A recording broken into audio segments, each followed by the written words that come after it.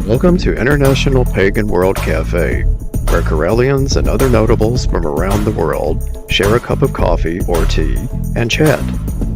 Viewers can interact with the hosts and guests during the live broadcast through chatting through the social media tool they are viewing the show on. So grab a cup of coffee or tea and sit down a spell with today's wonderful lineup.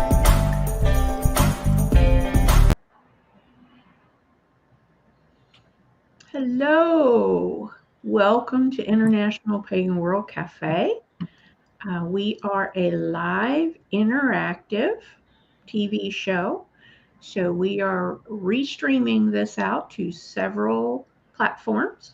We hope that you will join the conversation and feel free to make comments and ask questions in whatever outlet you are on, and we will pull them into the show. So I'd like to introduce myself. My name is Right Reverend Laurie Denman, and I am the temple keeper for Chosen Path Church, among many other things, too numerous to mention.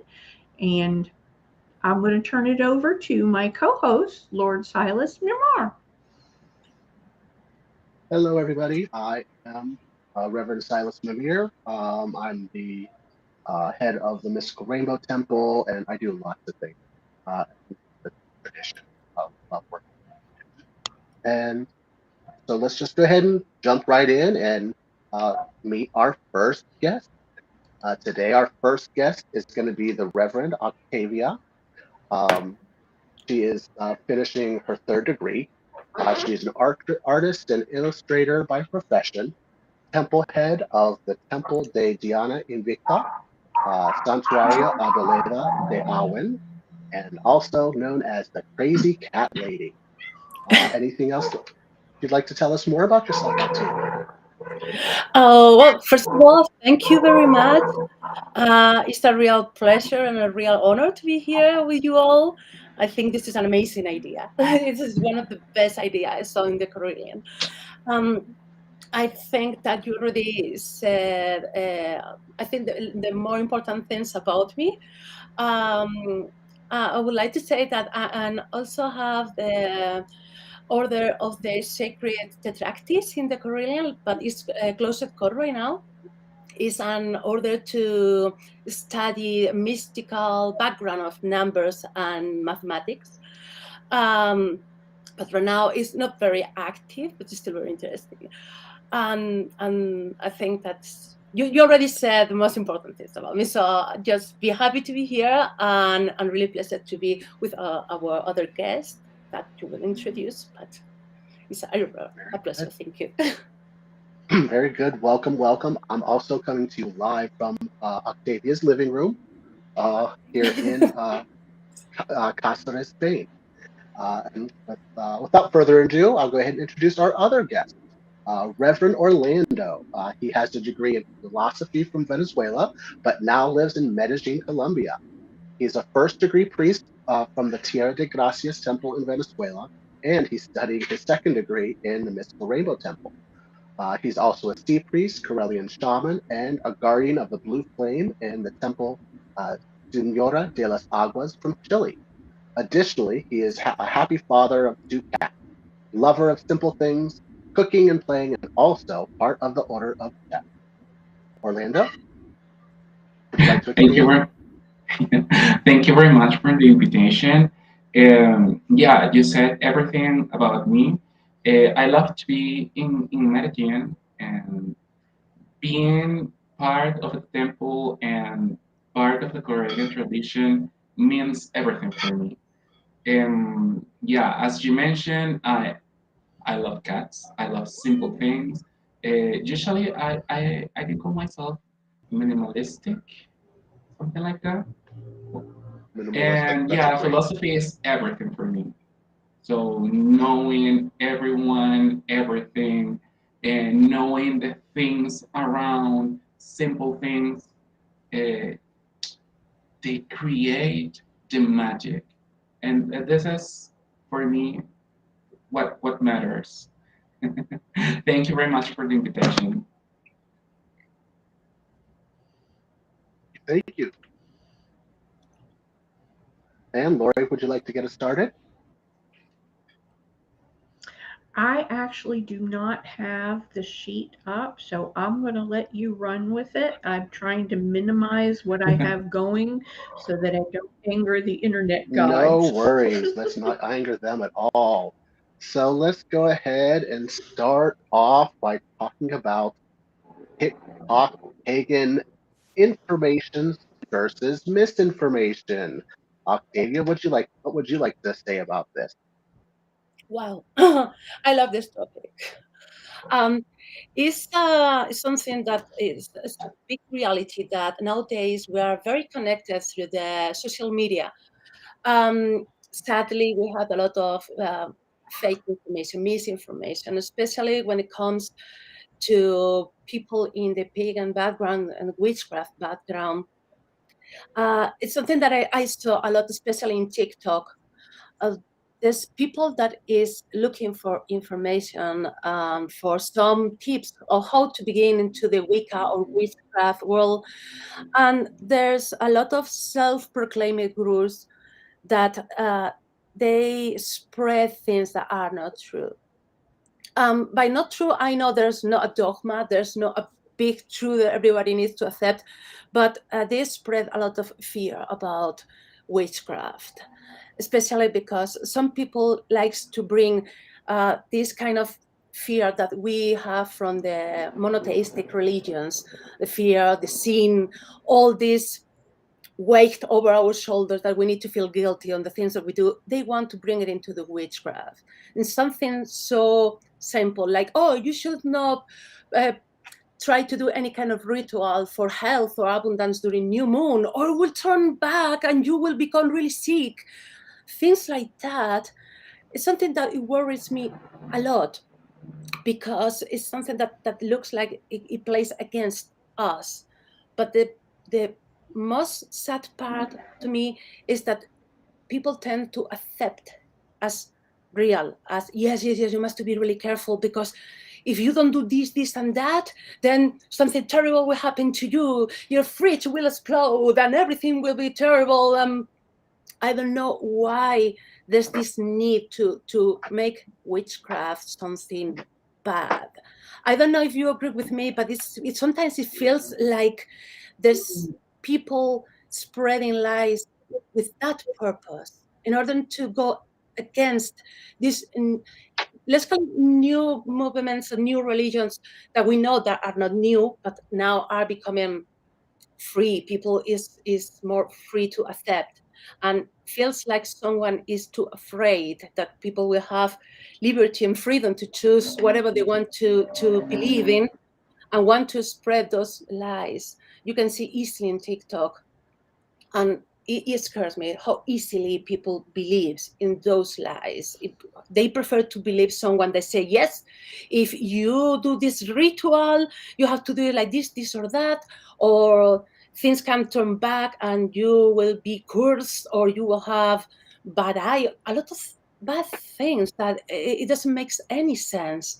But young witches, and by young I mean new, not just young by age, but young by practice, they accepted it, maybe because we got so normal that we comes from monotheistic religions that everything has a price, a bad price, and need to be careful to not make God be upset with you, that we say like, no, no, the same has to happen in all religions. And I'm sorry, I tend to talk too much. So, but basically, No. yes, it, I, it, I totally agree with you, Reverend Octavia. And I want to say hi to Amy Palmer, who's joined us in the chat.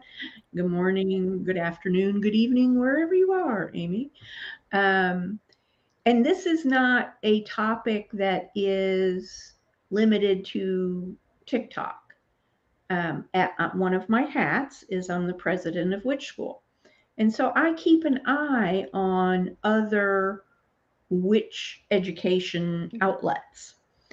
And what I am finding as a new recent phenomenon is corporations have entered into the area, and they are using AI which is very Christian based.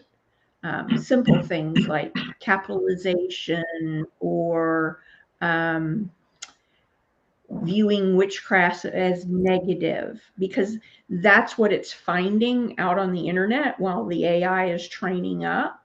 So it's very biased that way. And the classes that they are creating have no witch involved at all. It's all done through AI, what they can find on the internet. They create a course. Watch these 8 videos, and you will be a high priestess.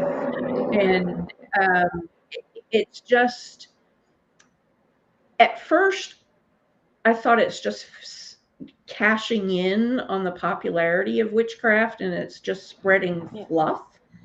But when you get into what they're actually broadcasting or providing the student, like you say, Reverend Octavia, it's very negative biased. It's left-handed. It is fear-based instead of empowerment-based. And it's everywhere. It's on Facebook. It's on TikTok. It's on Instagram. It's in corporate witchcraft sites that are not backed by a tradition or a practice, practicing knowledgeable entity. So it's a problem. It's a problem for valid sources to be heard in the cacophony of noise presented by influencers or corporations that have big bucks to throw behind an ad campaign. Yeah, you're so right. I don't know if you remember, but a couple years ago, during the middle of the pandemic, there was the whole big thing on TikTok about baby witches, and then some of them trying to curse the moon, and that Yes, was yes. just a whole big thing. What do you think about that? Do you remember when that was big? Or Yeah, my goodness, there's so many reminders about that. Uh, First of all, I want to start saying that, as Octavia said, I came from a very Catholic family. Even though my family right now is not Catholic at all, my family is Christian, but that's it. I think I'm the only one that is pagan in my family, the black sheep. And what rainbow she sheep? said, yeah, what she said is totally right. It's kind of crazy because when I started in paganism and Wicca, uh, thanks to internet, I came to that, sorry, and I remember that there were so many things about paganism and about Wicca, about uh, demonistic things and magic and um, ceremonic, etc. And when I came to Templo Tierra de Gracia in Venezuela with Hasley, that she is around. Hello. Hello, and Hasley. And it, hello, Aiden, who's also from my temple. it was very funny because I just ended my I decided to end the Catholic tradition and stuff like that. Almost 1 year left, and then I started with the temple to study and stuff like that. But when I enter myself in what is true, because I am a philosopher and I try always to find the truth. And nowadays it's very difficult because there are so many informations around that you must be careful and pick up the right one. And I started to work with Catholic with Hathaway, sorry, very closely and understand what is right and what is wrong. Then when I just needed to leave to Venezuela because economic situations and government and stuff like that, I arrived to Colombia and was a very different story because people here is very Catholic, but at the same time they are a little bit afraid for magic, but they like magic. So it was a little bit interesting, and Silas he knows very well what I'm talking about. Herbs. There's For an ex- herb shack like on every other corner yeah, street. so you can walk around and you can see many herbs store with herbs and incense and well, that is not the topic. And they know what they all do. So like, Yeah, yeah, yeah, but they are afraid of that. And this is the funny thing, the funny fact about Colombians. Um, when the pandemic arrived and came here in Colombia, everybody was afraid because they thought, okay, this is a God punishment because we were so bad people. We need to be um, kind of embrace a little bit more the Catholic tradition, etc., etc. Here in Colombia, the people was afraid of that because they thought that it was a God punishment, and actually it wasn't. It was something that happened before. For example, the Black pandemic in Middle Age. And etc. So the Spanish there flu are so many in things involved, 1918. and then that movement of people that they are not Catholic, but they are not pagan at all, that they were saying, okay, this is something that needs to be purged. The world must be purged. People must die in order to get more order. So it was kind of strange because we, as Wicca, as pagans, we know already that it is not true. Okay, the earth, the our place, yeah, it needs a little bit to be pure, but not like that. The pandemic is not the answer. To be honest with you, people they were trying to sell their knowledge and stuff like that in order to create a new movement of okay we need to work everyone, people that are bad must die, people that are old must die, etc., etc. So from one side to the other, pandemic was okay, was in my understanding and also in my safe knowledge and safe keeping of my mind, pandemic was a restart of everything. So we were in one direction, almost everyone was in one direction, and after that, when the pandemic arrived, people was set up as calm. So stay in your house, think a little bit, think what you're doing, think what you want, and then decide what you want to do in the future. So people realize that okay, pandemic it wasn't a punishment; it was something that was needed at that time to set up my mind and say, okay, I need to calm down and think, what am I doing now?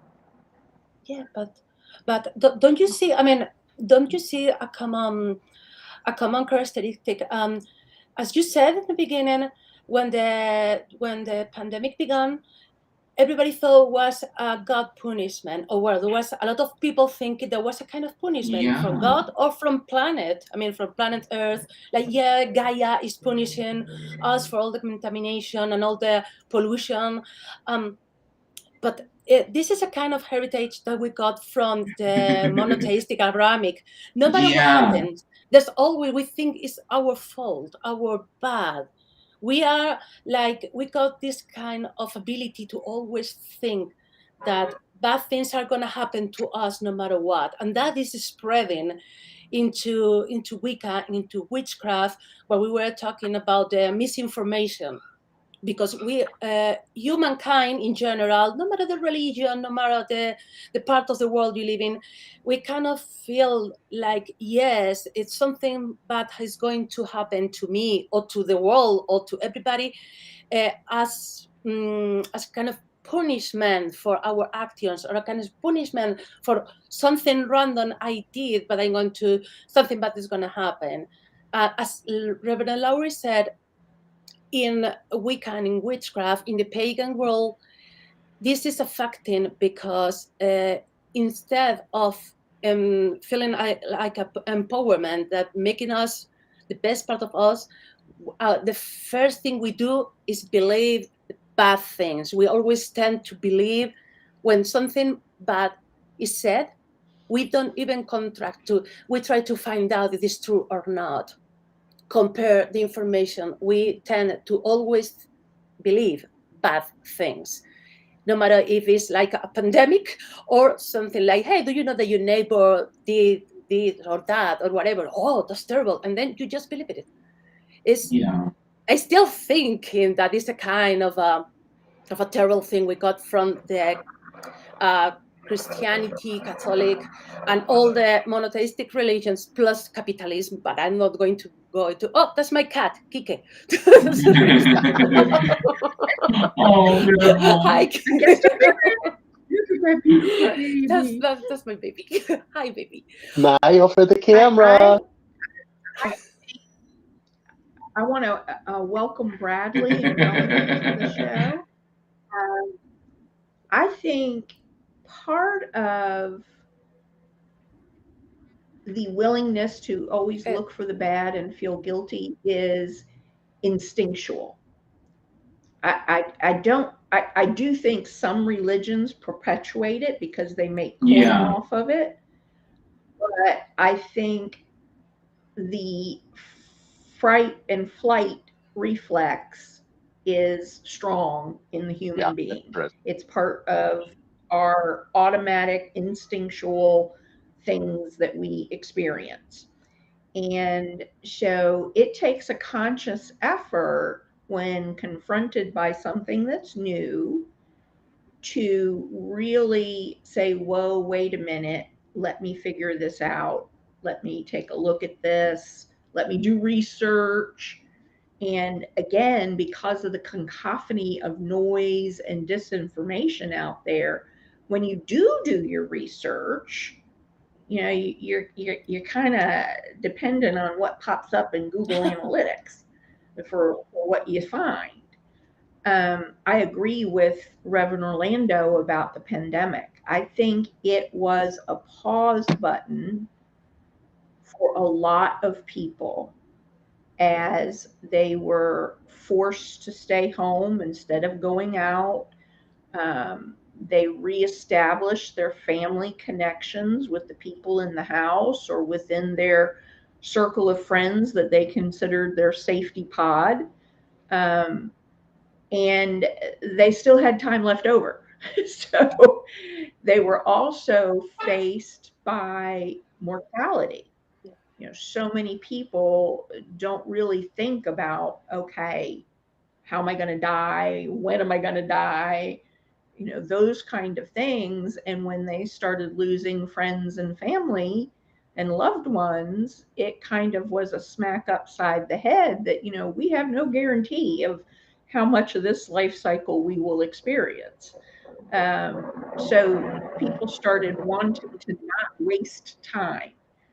They were very selective on what they did and how they spent their time, because they wanted to make sure that when we came out the other side of the pandemic, they knew what they wanted. They didn't just want to go back to the rat race, and be that corporate rat race or the soccer mom rat race or whatever rat race you're in.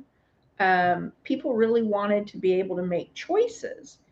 Plus, with the advent of Zoom and other videoing tools, people discovered they could work from anywhere. Mhm. So they weren't limited to their geographic location they were working in. They could work literally from anywhere. And it expanded what a lot of people wanted to do. And it made the world So a we small noticed place. at Witch School a huge influx of inquiries, and only about 25% of our students are spiritual students. The rest of them are witchcraft students, because you can be a witch and believe in any other religion. You know, it's a craft that you learn, that you can use to augment your spiritual path, but you can be on any spiritual path and be a witch. So we noticed a huge influx. We really did. And we handled it. Our mentors stepped up to the plate and took those students. Now that people are out and about, we are seeing, we're still seeing people coming, but we're seeing their attention diverted. They're not so focused on finishing their classes or moving on to the next level classes as they were during the pandemic. Um, I don't know what we can do to combat the TikTokers, the influencers that are out there just trying to make a buck instead of creating a ripple effect that will be positive for the world. Um, Anybody in the audience got any ideas? Give us a shout out in the chat, because it's really Yes.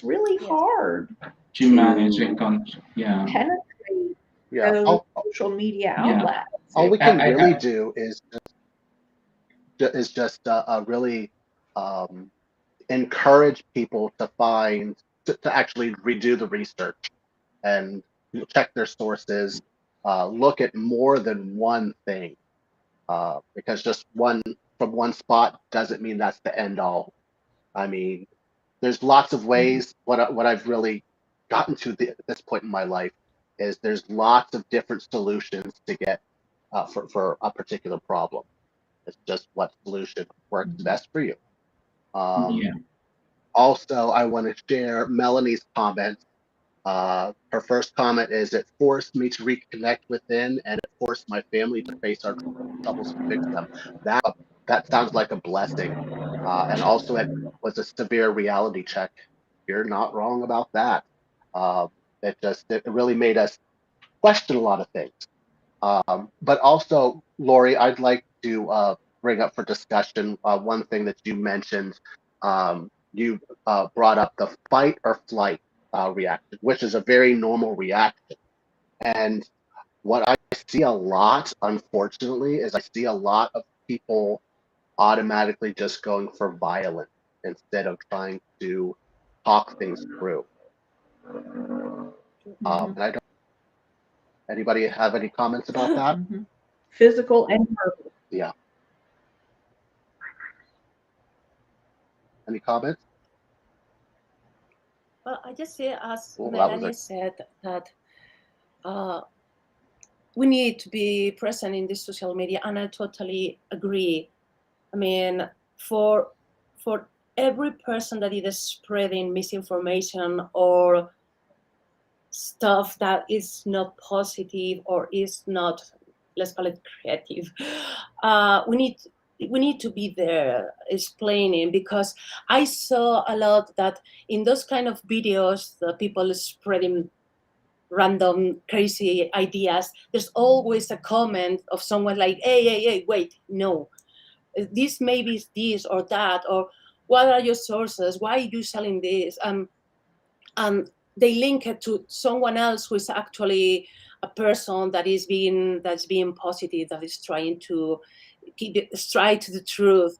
And I think Love it. there's a little hope in there for all the people that is present in the social media, that is trying to balance a bit. For each misinformation, we have someone else spreading other kind of message and trying to explain to people that everything is in your intention, because as Rebel and Laurie said, that we always, as humankind, we try to feel guilty as the first reaction, or even tend to violence and react in a very bad way. But there's some other people in the same social media, no matter if in Facebook, Instagram, but there's always people who balance all this negative message with totally opposite.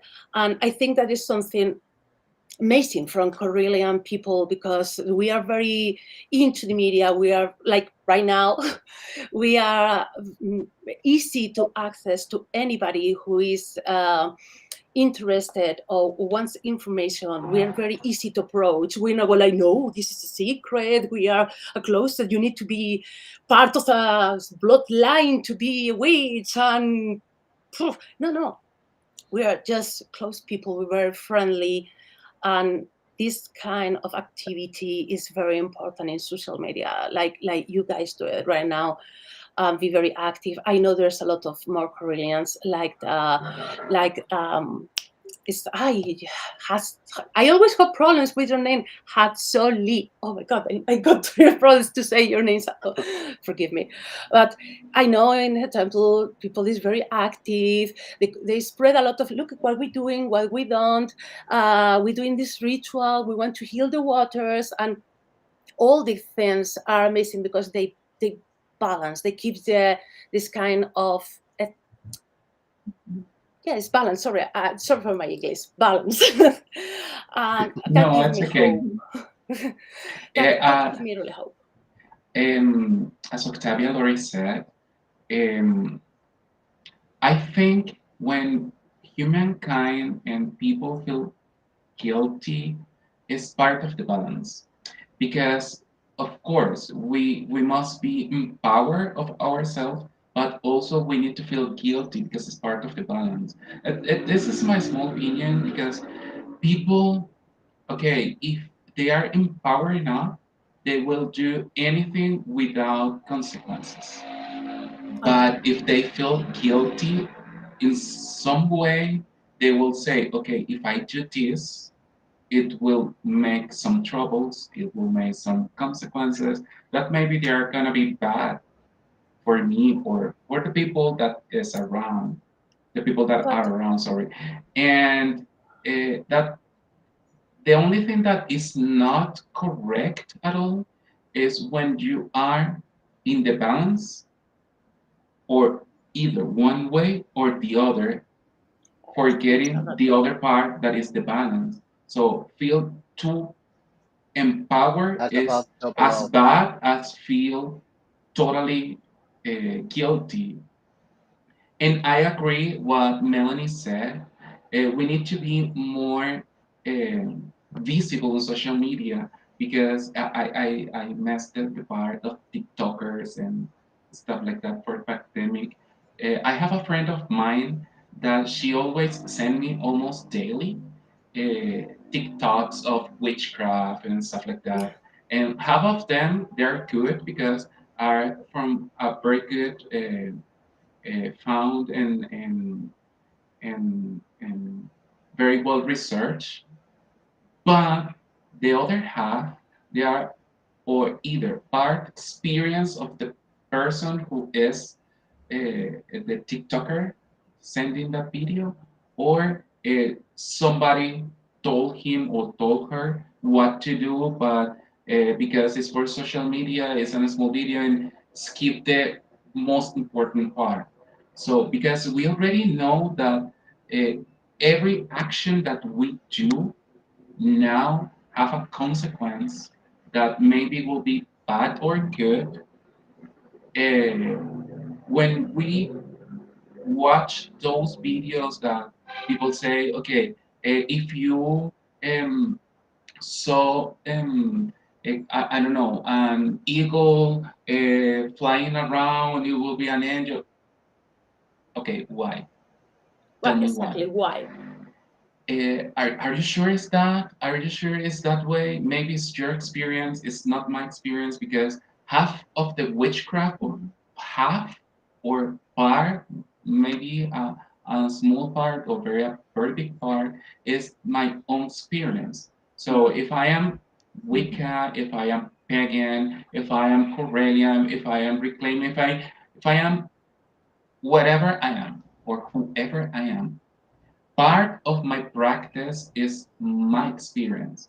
So for example, I don't meditate daily as Octavia did every day, or do it every day, or Silas do every day. Maybe I just need 5 minutes to get done and say, okay, I meditated now. Maybe I need half an hour. So it's part of the experience that we already know that people that is in social media is sending the wrong message, that okay, witchcraft is the answer, and actually it's not the answer. The answer is inside you. You need to know and understand, but before that you need to search a little bit and say, okay, this is okay, this is not okay, because not all practice of witchcraft is no are good at all, because or either you are too empowered, or too ashamed to do it. So there is no balance in those, for example, TikToks and videos in YouTube. I watched a lot of them, and I almost say, okay, sorry for the bad word, but bullshit, because I already know that it is not that way. For example, people who mix um, uh, um, energies. No, what are you doing? You are doing wrongly the thing that must be done in first of all in calm and then in harmony. If there is no harmony, there is chaos there. So But this is a message that people is sending to us. Chaos magic is a valid form of yeah, magic. okay. The universe is chaotic and ordered at the same Yes. time. Um, Melanie stated in the chat, for those that can't see it, we have a huge Carillion family. If we were all to get on the platforms and really put our love out there in all our different ways, we could help bring truths and positivity to the metaverse. I truly believe that. We also need to help our younger generation understand putting that out there as well to help too. One of the things that you said that really struck with me, Reverend Orlando, is the personal experience. And that is something that you will see Lord Don refer to over and over and over again in his videos when he does his vlogs. Someone will have a question, well, what does this mean? And his immediate response is, well, what does it mean to you? Because what it means to me is relative to me, and what it means to you is relative to you. So simple things like interpreting a color for healing. Some people use one color and other people use another color because that's how they interpret it, that color personally. Um, some people have an affinity for one kind of magic versus another. Personally, I do most of my magic using crystals. I do. Um, I am not one with the tarot. I know that's sacrilegious, but I'm not. I'm not one with the I'm tarot. heavy in I'm more into numerology. I'm heavy into tarot and candle when it comes to my spell work. Yeah. So each of us finds the energy that works for us, whether it's our spiritual energy or our witchcraft energy. Um, but personal experience is the key. And a lot of times when people are trying to communicate to a new witch or a new Wiccan, they are saying it's this way, and this way, and it's not that way, and that way. And it's really, it is what you experience, because the divine is guiding that experience. So pay attention to what you Yeah. experience. Doesn't matter what someone else Yeah, experiences. I totally agree. That's their journey, not Yeah, for yours. example, people that they have their own experience. For example, most of the maybe Hasley, she knows the name because I don't remember the name, and Octavia knows very well. Um, it's not the temple of Hecate. It's kind of a coven that is, Covenant of Hecate. yeah, that one. And torch-bearer of the Covenant of Hecate. Yeah, and most of the things that connects to Hecate is their own experience. So people that belongs to the covenant, they have their own experience because it's not the same experience of Octavia or Hasley or myself because I work a lot with Hecate. Of course, it's not the same experience, but we are in the same direction. The thing that bothers me is when you try to mix things around that they are not compatible at all and you share it as the real truth. Yeah, This is the thing that bothers me, and social media is, in I social don't media know, has pushing us to do uh, that. For but example, mix Hecate with, I don't know, with I was, Lucifer yeah, and and with, Lucifer yes, because they that's are kind of, on their world, yeah, but hell, there's not, there's I don't know. but there's one thing, Reverend Orlando, that you said, and I totally agree, and I would like to add, because in social media we see a lot the people sharing their personal experience as a truth, The real but the lack, truth. who's, yeah, but I was to say it in Spanish, uh, that is, but the common point is they're not sharing the academic background in the way that, okay, you can have your own truth about how to be the boat of Hecate, and it can be totally different from me, but we both need to know the historic part of this deity. And the things we believe or we do right now, that all of them has a past. It comes from our ancestors. We need to know what our ancestors did in the time. So you can say, okay, Hecate is this kind of goddess. It came from this time. They did this or that. But now my experience is different. But I know where everything came from. So I can feel free to be at the boat of Hecate doing something that is totally unrelative to what the ancestors or the Roman, Greeks, ancient people used to do. But you need to know, you need to, as Reverend Lowry said, do some research, try to find your own truth, but the truth that past, the truth that comes from our past. Because if that doesn't happen, you will believe anything. If someone came and said that, hey, if you want to be at the boat of Hecate, you need to eat orange at 5 in the morning. Why? No, you're going to say, like, okay, fair deal. Maybe it's what the ancient people used to do, so I'm going to eat orange at 5 in the morning. No, you need to ask. You need to I research. found that a lot when she's my patron. So, and she came to me very early in my journey. Mine, And this is my experience too, because when I started to learn a little bit of Wicca, Hasley, she knows Hecate came to me in just one word, Hecate, and I didn't know that Hecate was a goddess. And continue. It's yeah, just in a small. she's the goddess of so many things. She came to me as the goddess of crossroads because I was at a point in my life where I was very much at a lot of crossroads. And when I went out and researched her, um, you would have thought she was Kali.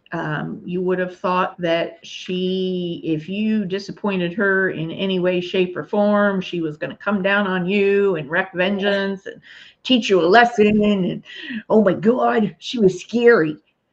And my experience is she's very grandmotherly. Has she approved of every decision I've made at a crossroad? Probably not, but who would?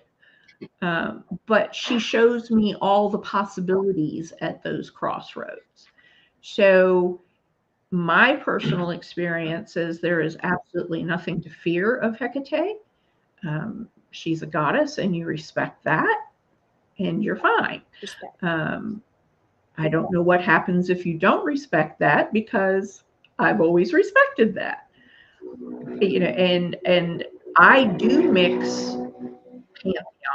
My patron is Anubis, who is another god that's associated with the Yeah, and underworld. Hermes. One of Hecate's roles is to guide people to the underworld. That's where her torches come from. So you can mix energies, you can put them on the same altar. You explain what you're doing, you ask permission, and they work great together. My devotional is to ask Hecate to guide me at my crossroads, and for Anubis to keep my decisions at those crossroads so that it keeps my heart as light as a feather, which is where the Egyptians thought the soul was. And as long as your heart was light as a feather when you were judged after you died, you got to go into the Duat and come out the other side reincarnated. So you do need to know those stories of the gods, realizing that they have been washed by many, many millennium of Christian dogma. One of the things I struggled with as a young pagan is, well, that wasn't a nice thing for Zeus to do. Why can't he keep his pants zipped? He's a god. He should know better than that, the stories are there to teach us the parables, to teach us the life lessons, to teach us the human reaction to the world around us. And it is good to know. But if I had stopped at the research, I probably would have run the other way, because there was very little out there on Hecate that showed the experience that I was having of a grandmother that just was there to give me advice and guide me. That was practically non-existent. It has progressed as more people have become devotees and shared that experience. There is material out there now. Yeah. That And is see, more balanced. and I love that the material is growing. And like it's just really interesting on how in some aspects of some deities that they've just kind of that a lot of things have been lowered. For example, I work with Aphrodite a lot, and a lot of times people just see her as a fluff goddess. Oh, she's just the goddess of beauty and pretty. No, she's more than just that. Uh, she's way more complicated than that. And don't even tell her that, because that'll definitely make her mad. Yeah. But she's just so much more complex. I really feel that like through the aeons that people have just tried to diminish her, because she is so much more powerful and so much more than they think. I mean, she's not just the goddess of beauty, but laughter. I mean, passion. I mean, there's just so many more things up to her. It's just. But there's, as Robert and Laurie said, there's a lot of years, centuries of watching the old gods, the pagan gods, just by the filter of Catholicism and Christianity. Mm-hmm. They try to reduce them to some basic concepts. I work with Diana. I mean, she is the patron goddess of my temple, Diana Invicta. And for most people, it's just a crazy lesbian naked woman running around the woods. It's like... No.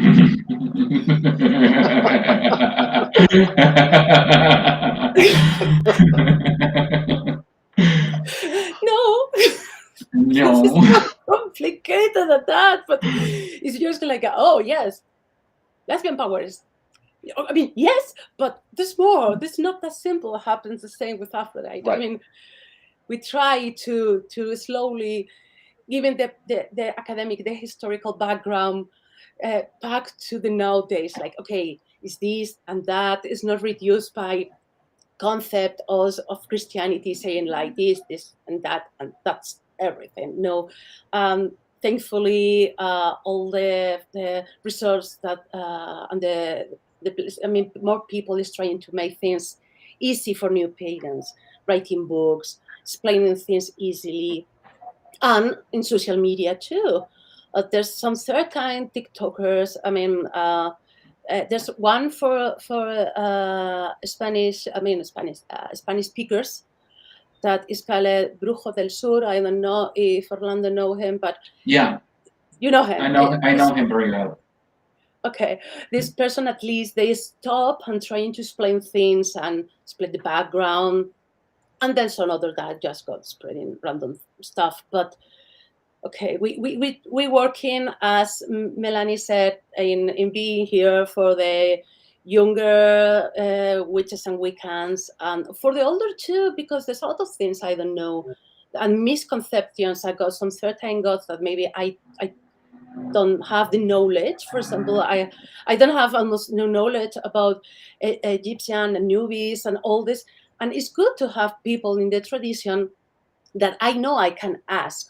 And for example, if I got adopt, I can go to Reverend Laurie and say, like, Reverend Laurie, I would like to know this or that about the Nubis.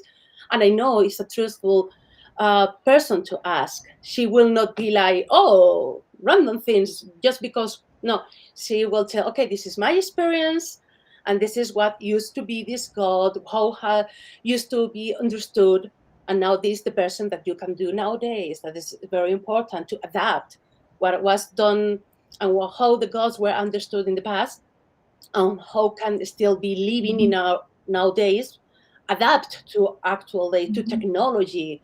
It's just adapt, it's reinvent to keep growing, and you could say even it's a kind of evolution, but always keeping the link with the past to avoid to simplify things, as Sila said, that yeah, after it's the beauty and love, and yeah, that's all. It's like no. Now, Well, it's I more wonder, complicated I now. wonder, I wouldn't be surprised if part of the reason why not only her status was lowered, but as things moved more towards Christianity and you put everything under a patriarchal society, you had to remove the power from women. Mm. So, so I bet that that's exactly why, or And they're part still of working on why. that. Yeah, we still are. We sure are. So. For example, one thing that And we find that seekers of witchcraft, because we can do analytical data on people that open accounts and what courses they take and that kind of stuff. We find that the majority of the audience that finds us is 35 to 55-year-old women, by far. And behind them are the 18 to 25-year-olds. So those people that are just getting out on their own and discovering what an adult means, and their brain is finally formed by age 25. And then those women that may or may not have raised a family, may or may not have had a career, but they know that there's more out there to be had. I love that the Carillions have added the goddess aspect of matron that covers that time after the children leave home, and you're not defining yourself by a label, you're finding who you are before you hit Chrome. Because that's a very transformative period in every person's life, not just women, but every person's life.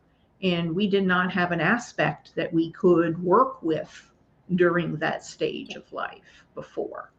So I just love it that the tradition has introduced that, and Lady Stephanie presented it so well.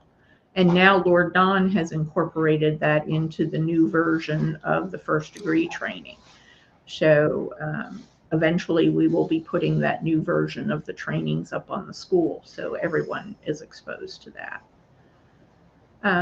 We are getting close to the end of our allotted time. I want to welcome Calvin Lord Calvin from Temple of the Oak. And let me scroll here. I think there was one other person. Oh, Lord Konstantinos from Greece. Hello, brother. He's part of my big Greek family now. Waving across from the. I think it's very important to have a show like this where we can interact with each other and where the audience can interact with everyone through chat. Next month's show is going to be quite a humdinger. We were going to be broadcasting from the Parliament of World Religions in Chicago. We have a huge Carillion contingency that is attending. For the first time ever, we're going to have a booth where people can learn about Carillianism and what we do and what we have available to support them on their journeys. Where people of other religions can learn not to fear us, and they can accept us as an equal partner in the spiritual world, in interfaith work. And we are going to have two special guests. We are going to have Brother Apu, who is on Facebook as Ramon, and Brother Lakai from the Philippines. Those of you that have followed Carillion social media outlets know that Ramon is a first degree priest that is reclaiming the indigenous sacred path of the Philippines and the native peoples, indigenous peoples of the Philippines. Mhm.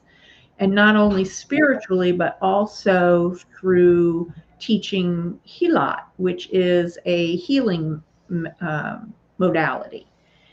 And then Lakai is a member he's a dedicant studying for his first degree. And he has invented or resurrected, I'm not quite sure which, a divination system based on the symbology of the ancient Ooh, Philippines. I like that. And if you ever had a reading from him, you know what I'm talking about. It is profound. Um, it's wonderful. It's spiritual and physical. So if you ever get that opportunity, so they will be joining us from Parliament next time. Is there anything that you would like to wrap up with, Reverend Orlando, to leave people with a philosophy thought for the day? No, I just wanted to add a small thing that just to end the topic a little bit. There are very good influencers and witches and pagans in social media. One of my favorite is she lives in Spain. It's called Alana. Maybe Octavia knows. Sounds Uh, familiar, yeah. Her channel is Solitude of Alana, something like that. I don't remember. And I follow her very closely because she believes that there is something else, but in order to reconnect with the deity and the divinity part that we are, uh, she reconnect with the past. In this case, with pagans in Spain. So she tried to live as all people, as people that they know what this herb means, what this herb does, etc. But in modern in modern age, she said, okay, I can use social media just to show the truth. And for me, it's kind of enlightening because uh, people, as you mentioned, just in small words, that people they just keep what they want to learn, know, and understand because they don't want to go further. They don't want to go and say, okay, if I am gonna be devoted of For example, Aphrodite, I need to work and understand what she wants. For example, they just want to learn and understand what they heard, and that's it. And this is the wrong way. The idea to work with a deity, the idea to work with my spirituality, the, the idea to be part of this path is work, know, and understand what I'm doing. And in order to do that, I need to put my intention. And in order to do that, I need to be part with my own experience, saying, okay, if Hecate, she likes, for example, chocolate, she doesn't like milky chocolate. She likes the dark chocolate. Why? My experience told me that if I read all books, they say Hecate, she likes, I don't know, drinks that are dark. So chocolate is dark. I mean, my experience mixed with the things that I know, understand, and believe will create my path and will create my own experience and will create my my spirituality, and it will be a very strong spirituality, a very strong idea, a very strong path.